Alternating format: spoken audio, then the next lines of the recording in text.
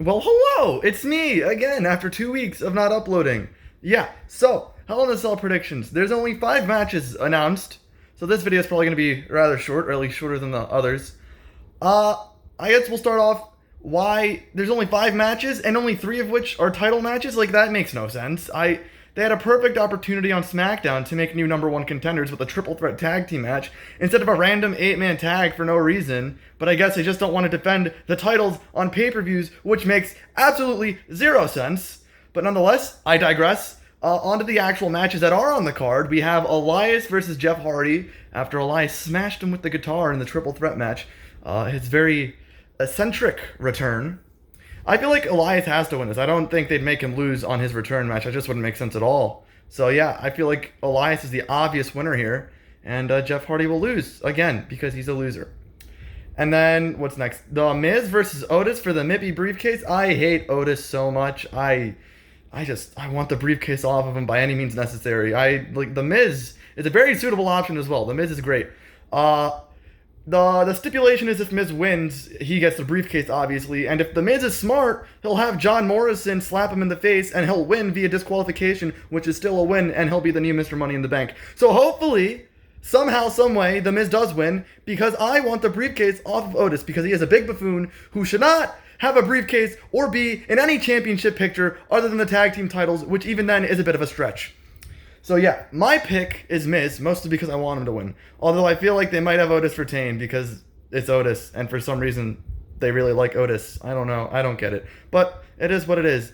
Then we have Sasha Banks versus Bayley in the first Hell in a Cell match of the night, which should be an amazing match. But I hate to say this, but I think Sasha's going to win. I feel like that's the obvious route they're going to go with. Now, there's a very, very, very, small, 0.001% chance that Bayley retains. And if that's the case, I feel like Sasha Banks is going to win the Royal Rumble so they can have their match at WrestleMania, where Sasha will then come out on top. But yeah, my pick for this one, Sasha Banks. I feel like it has to be Sasha. That's what they've been building to. They've kind of rushed it a little bit, so I don't know if that implies anything, but Sasha most likely is going to be your new SmackDown Women's Champion. The only Women's Championship being defended on the show. And then Roman Reigns versus Jey Uso, which is probably going to be the main event. So actually, we'll save that for the last. Drew McIntyre versus Randy Orton in the second Hell in a Cell match. Now, these two have been feuding for a very long time. And I've enjoyed it personally. I feel like it's made sense. I know some people are disappointed by how long it's continued and been dragged out and how Orton's been losing.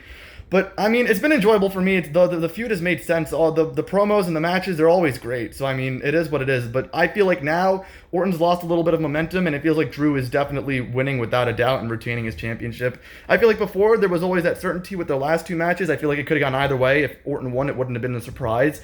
But now, if Orton wins, I would be very surprised because it doesn't feel like he has the momentum at all. He's taken a little bit of a hit, but he's Randy Orton, so he'll recover. He'll just keep punt kicking people afterwards because he's Randy Orton and he does what he wants. But yeah, Drew McIntyre is who I have retaining for this championship match.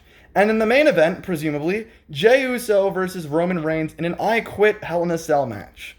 Now, I don't know how this is going to go. I mean, obviously, Roman Reigns has to retain, right? Because, I mean, he just got the belt. He's been on fire. Clearly, he's the top guy. So, I mean, it's pretty obvious that Roman's going to win, but how he's going to win is a different question. I was surprised. He used the guillotine to make Braun tap on SmackDown. I was actually surprised by that. That was pretty cool. So, yeah, because Jey Uso seemingly doesn't want to quit and admit that he's a tribal chief. So how he's going to make him say I quit, I do not know. But it should be a great match nonetheless. Especially if they throw each other off the top of the cell or something crazy. That would be pretty cool. But yeah, so that's it, I guess, because there's only 5 matches for some reason. Unless, someone holds an open challenge, we're getting 5 matches, and that's that. That kind of sucks, to be honest. I really don't understand why they couldn't just have, a #1 contenders match for any of the championships. The Hurt Business aren't even going to be on the show. Lashley's not defending his U.S. championship. Asuka doesn't have a match because for some reason she just squashed Lana on Raw for no reason. I thought that, presumably everyone was like, oh, that's going to set up her Hell in a Cell feud, but it didn't. Unless they announce a last-second match between Nia Jax, Shayna Baszler, and Asuka, who, by the way, they killed the entire women's tag team division in a single match for no reason, a random fatal 4-way tag team match, which included Peyton Royce and Lacey Evans as a team. So why you break up the Iconics to stick Peyton Royce with Lacey Evans, I have no clue, and it's just completely stupid, but that's where we're at right now. So yeah, that's my predictions, I guess. If you enjoyed, leave a like and comment, and also don't forget to subscribe. I'm currently working on one video. I am having my friend do some edits on it, on my fantasy booking of the 2019 King of the Ring, and that's a video I'm very excited to upload because I put a lot of thought into it. So yeah, thank you for watching, and that is all for now.